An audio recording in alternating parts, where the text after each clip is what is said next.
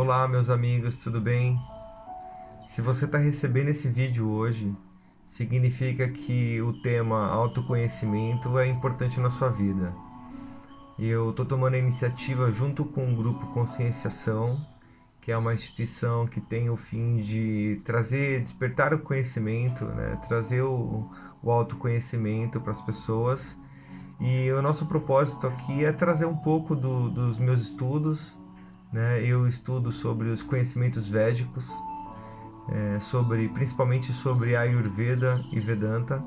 Então, o propósito desse vídeo aqui é explicar, né, que conhecimento é esse, da onde vem, como ele funciona, quais assuntos, qual é a dinâmica que a gente vai trabalhar, porque nós estamos construindo um grupo via Telegram, né, onde a gente está fazendo convite para todo mundo que tiver interesse de acessar essas informações, entrar nesse grupo, onde toda terça-feira às 19 horas nós teremos encontros onde a gente vai trazer conteúdo sobre conhecimentos védicos. Então vamos lá para a nossa explicação, né? O que são os Vedas? A tradução de Vedas significa conhecimento. Então, Vedas é um corpo de conhecimento. Por que um corpo, né? Por que eu falo assim? Porque não é um tema só que a gente vai acessar. Os Vedas é como se fosse um manual da vida, né? São livros e livros, e conteúdos que explicam como que a gente deve lidar com o nosso corpo, com a nossa mente, com o nosso planeta, com o nosso próximo, com o nosso Deus, com o nosso eu e tudo mais. Então, hoje, aqui no Ocidente, aqui no Brasil principalmente, o que a gente tem acesso aos Vedas, né? O que vem dos Vedas, que a gente nem sabe? A meditação, o yoga, a astrologia, hipnose, PNL, todas essas informações, alguém, né, ou aqui do Brasil, né, ou dos países próximos, foram até a Índia acessar essas informações e retornaram, ou alguém da Índia saiu de lá para ensinar esse conteúdo. Então, vamos lembrar que assim, é um conteúdo que veio, a origem dele é da Índia, né? O livro mais antigo desses Vedas, né, ele é datado com mais de 6.000 anos atrás, né? E isso não é o mais importante, né? O mais importante é que um livro que teve 6.000 anos atrás, né? Por quem que esse livro foi escrito? Na Índia existem as castas, né? Então cada família ela segue a sua casta.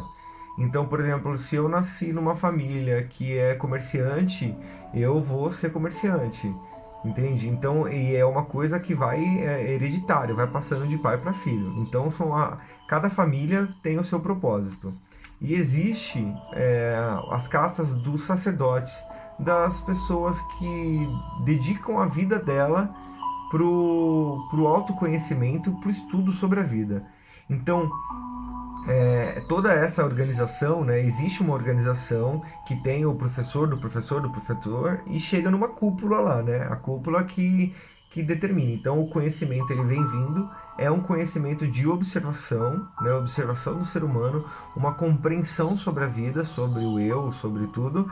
E essa informação ela vai passando até chegar nesses mestres, e aí eles decidem as informações que entram ou saem. Então, se a gente for comparar, a gente vai entender que se o primeiro livro ele foi escrito há 6.000 anos, né, e todos esses livros eles são escritos em mantras, né? Como eles não tinham a escrita há mais de 6.000 anos atrás, então por isso que a gente não sabe de quando que vem esse conhecimento, eles passavam de professor para aluno através de cantos, né? Igual o nosso salmo que a gente tem na Bíblia. Então são músicas, né? São cantos que são fáceis de decorar, fica mais fácil para a gente decorar esse conteúdo, e através desses cantos tem todo o conhecimento embutido nele. Então, quando a gente ouve mantra aqui no Brasil, por exemplo, a gente tem mantra como músicas. A gente tem aqueles refrões que se repetem, se repetem, se repetem. Isso não é mantra perante a tradição védica, né? Isso é uma coisa de uma transposição do Ocidente. Se você pesquisar aí mantra, tipo, quero ouvir mantra da Índia, você não vai ver nenhum mantra desses que a gente escuta. Você vai ver só os mantras que são os ensinamentos, né? Ele é como se fosse um guia de uma aula, de um aprendizado. Então, era uma forma mais fácil deles passarem essas informações. Então, eu hoje estudo nesse modelo. Os meus professores, tanto de Vedanta quanto Ayurveda, eles moram na Índia. Hoje nem tanto, né? Hoje um professor meu está no Brasil e o outro está em Berlim. Mas os dois moraram durante 7 anos na Índia e vivendo esse ensinamento na prática, num ambiente propício, tudo criado para isso. Para vocês terem uma ideia, não é todo mundo que mora na Índia que estuda sobre os Vedas, né? É um conhecimento onde todos eles têm acesso, né? Mas assim como aqui no Brasil nem todo mundo está atrás do autoconhecimento, na Índia também não estão. Então existem pessoas que estão dedicadas, existem as castas ainda, então existem pessoas que são, né, a vida delas é dedicada ao autoconhecimento, ao desenvolvimento desse conhecimento e tudo mais, mas existem pessoas que não, né? Mas independente disso, eles recebem um pouco do conhecimento porque eles estão perto, né? A gente aqui está muito longe. A gente viveu, vamos falar assim que eu não sei qual a data exata, mas vamos falar que dos últimos 100 anos de trás para frente, a gente inventou luz elétrica, avião, telefone celular, um monte de coisa que a gente nunca teve acesso, né? Então, imagina, para a gente acessar esse conteúdo que tá lá do outro lado do mundo, é muito difícil. Ou a gente teria que pegar navio, andar para pegar um monte de tipo de meio de transporte para poder chegar lá, conseguir se aprofundar em um tema, porque, como eu falei, é um corpo, é muita coisa, né? Imagina que a gente está falando aqui, ó, astrologia, conhecimento do corpo, como é uma medicina, para a gente ter uma ideia, a medicina chinesa, ela provém da medicina ayurvédica, que provém dos Vedas. Então, tudo que a gente tem de medicina do lado do Oriente, tudo vem dos Vedas. Então, você imagina, é impossível alguém ir lá e aprender tudo sobre astrologia, aprender tudo sobre medicina, aprender tudo sobre psicologia e aí vir para cá. Então, essa informação, ela vem de uma forma meio manipulada, meio falhada, um pouco assim, né?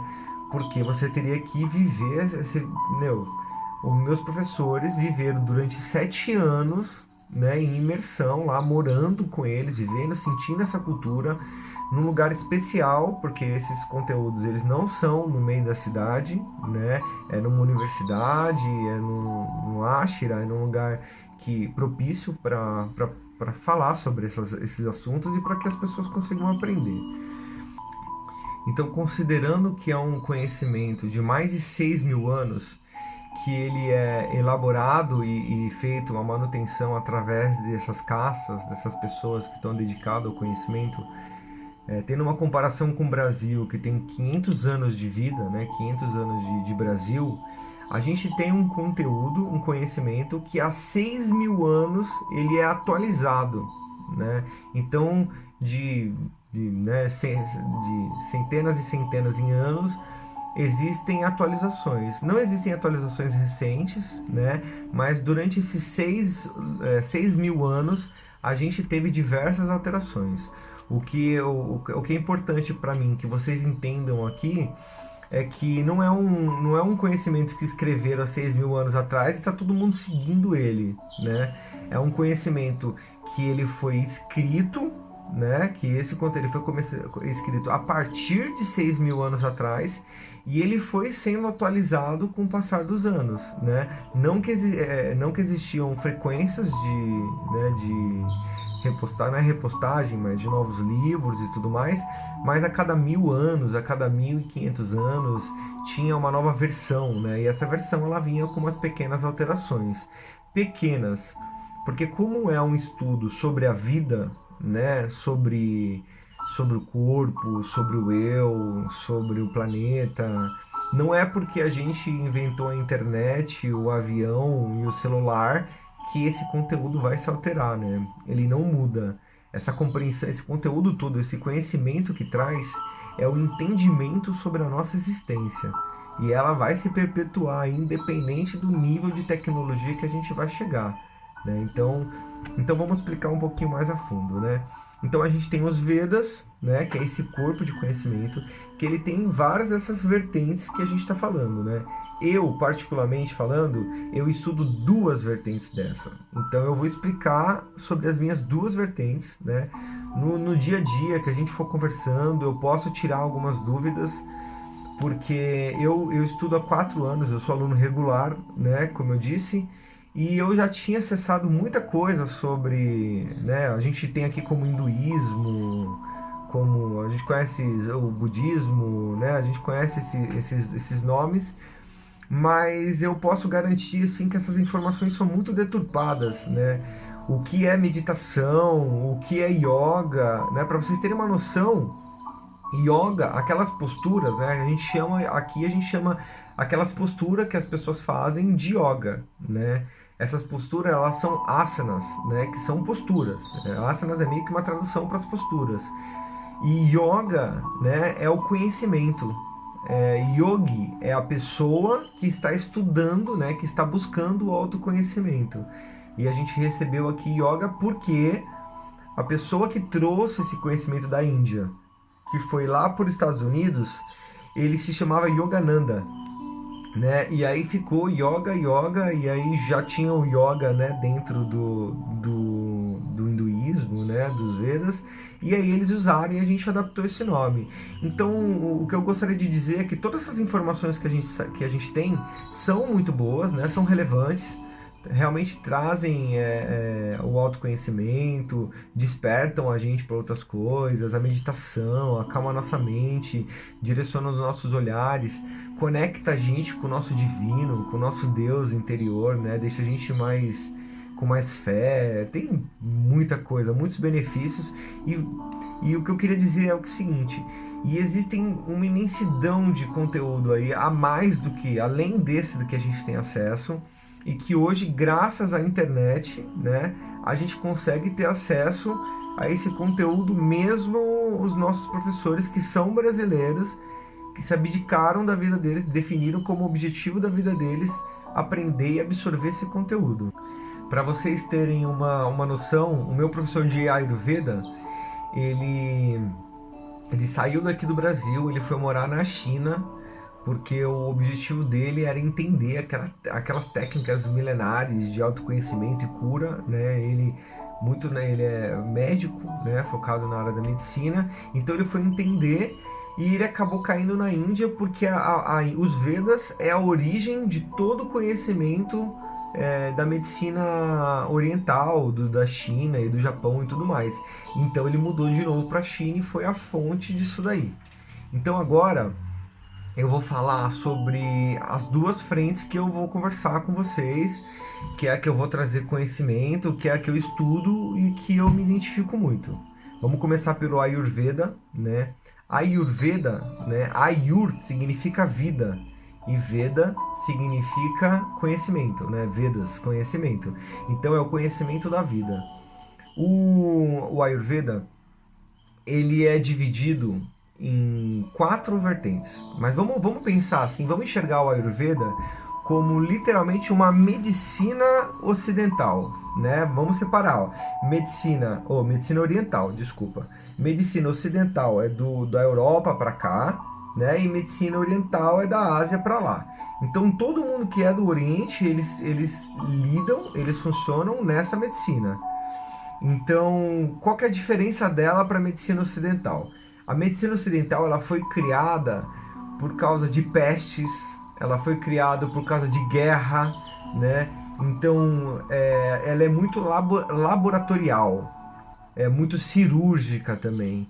Então, a medicina ocidental, se você chega lá no médico e fala assim, doutor, eu tô com falta de vitamina C no meu corpo. Ele vai fazer um exame de sangue, no exame de sangue vai sair falta de vitamina C no corpo. O médico ele vai lá e ele vai te prescrever vitamina C. Ele vai falar para você tomar, ó, você tá com falta? Toma essa vitamina C, que vai resolver. Só que quando você toma vitamina C ou qualquer outro remédio, a gente não sabe o efeito que essa vitamina e que esse remédio vai causar nos outros órgãos, né? Geralmente você vê que uma pessoa vai curar um órgão, prejudica outro e tudo mais. Mas geralmente quando a gente procura um médico aqui no Ocidente é porque a gente está com um desequilíbrio muito alto. É porque a gente está com uma doença crônica, algo muito feio, saindo pus. E a medicina ocidental, em critério de cirurgia, de extração, isso ela é muito boa. De vírus, né, vacina, tudo mais, ela é muito legal. Agora, na medicina oriental, como que funcionaria no Ayurveda? Quando uma pessoa chega com através de um exame de sangue, que eles também fazem exame de sangue, verifica lá que você tem falta de vitamina C, o médico ayurvédico ele vai entender na sua vida, na sua rotina, o que você faz, né? Qual hábito que você tem que desenvolva uma falta de vitamina C, que faz com que você não produza a vitamina C, né, necessária para sua vida. Então isso pode, e todo esse porquê, né, vamos fazer assim, esse hábito errado, ele pode estar dentro de 4 pilares, que são os pilares que a gente mais estuda dentro do Ayurveda, que é a alimentação, né, tudo que você ingere dentro do para você, né? E assim, no Ayurveda a gente não vai ter uma tabela, né, um regime, né? Primeiro que quando a gente para e a gente pensa na complexidade que a gente né, na complexidade de variáveis que a gente é influenciado, né? Imagina o mundo de opções que a gente tem. Então o objetivo do Ayurveda é ensinar como que funciona esse corpo, né? E para que serve, como funciona todos os alimentos e como nós devemos ingerir. Vamos perceber aqui brevemente que existem vários biotipos diferentes, né? A gente percebe que tem pessoas que têm dificuldade de engordar, tem pessoas que têm dificuldade de emagrecer, tem pessoas que suam muito, tem pessoas que emagrecem e engordam rápido, tem pessoas que têm problema no pulmão, tem pessoas no coração. Então, existem vários tipos de biotipo e diversas influências nesse corpo físico. Então, ele vai te ensinar a você compreender o seu estado atual, né, como você está agora, e você vai entender que tipo de alimento você deve ingerir agora e como você deve ingerir. Né? Então, a alimentação, eu não vou me aprofundar, mas eu só estou querendo mostrar que existe um mundo aqui de conhecimento para a gente acessar. O objetivo não é focar no regime, não é pensar em regime, é entender o alimento, entender a influência que ele tem sobre o seu corpo, sobre as suas decisões, sobre a sua visão da vida e tudo mais. E aí você vai adequando a sua rotina baseado no seu momento de vida. Então é dividido na alimentação, né? O segundo pilar é a movimentação, é como que a gente se movimenta durante a nossa vida. Então, assim como todos os pilares, a gente não pode usar de mais nada, nem usar de menos. A gente sempre tem que buscar o equilíbrio. Então, se você ficar numa postura há muito tempo, se você fizer um exercício errado, se você fizer o tipo de exercício errado, qual o melhor horário, como que você está se sentindo, quando deve, quando não deve fazer exercício, movimento, que tipo. Então existe também um mar de conhecimentos aí. Então alimentação, movimento, sono, né? O sono é um pilar também muito importante, porque o sono é o momento onde a gente repõe as nossas energias, é onde a gente se recarrega e se recupera para a gente poder ter uma nova experiência. Então, quando que começa, né, o trabalho do sono? Quando eu comecei a estudar, eu achei que sono ia se resumir em dormir bem, sabe? Mas não, o sono ele começa quando a gente acorda, né? Quando a gente acorda, a gente começa já a preparar o nosso dia para a hora que a gente vai dormir. Então, uma coisa muito importante, a gente imagina que esse ser humano, esse Homo sapiens que a gente demorou 200, 300 mil anos para chegar onde a gente está, na evolução que a gente está, e há 100 anos a gente descobriu a energia elétrica e a gente não dorme mais quando o sol se põe. Então já pode imaginar aí o problema que isso vai causar e vai trazer pra gente, né? Então também, vamos falar, alimentação, movimentação e sono. O quarto pilar é o pilar da mente, é o cuidado da mente.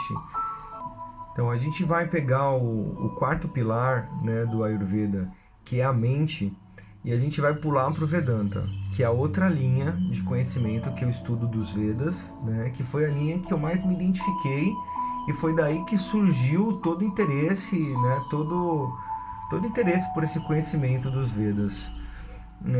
O Vedanta, ele é como se fosse uma psicologia oriental. Lembra que eu comparei o Ocidente do Oriente, né?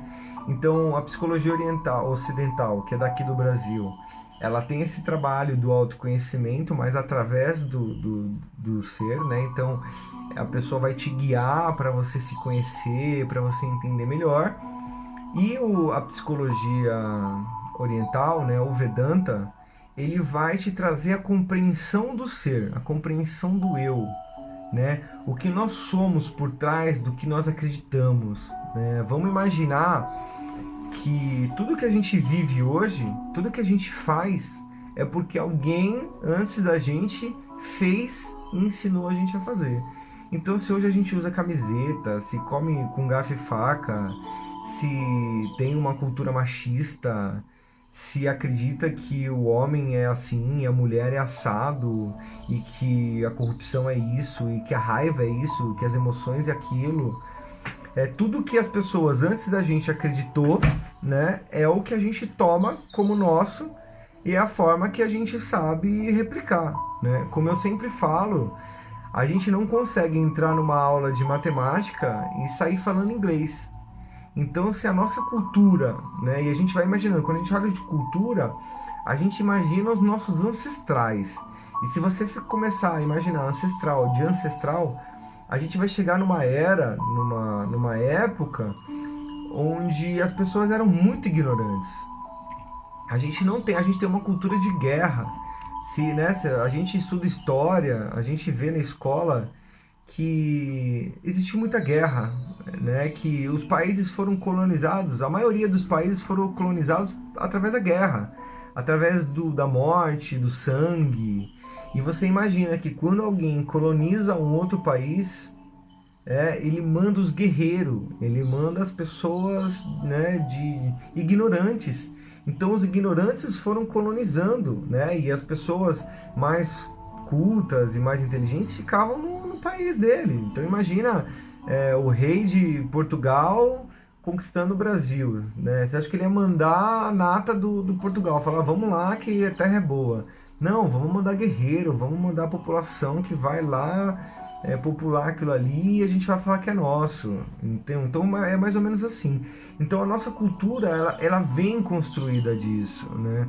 Não vamos falar que a Índia é tão diferente. Ela é bem diferente, porque eles têm esse conteúdo, eles têm essa intenção, né?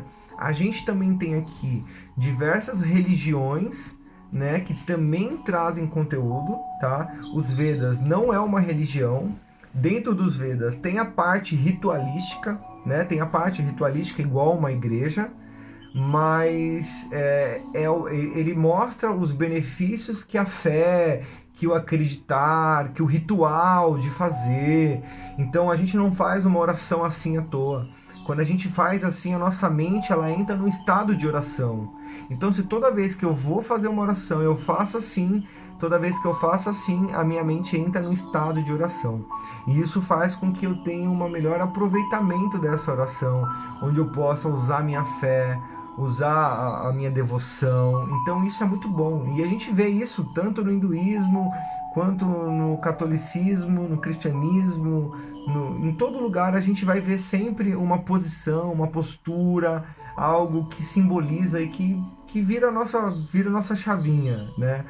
É como se a gente fosse almoçar, né? Tipo, vou agradecer minha comida, agora eu vou almoçar.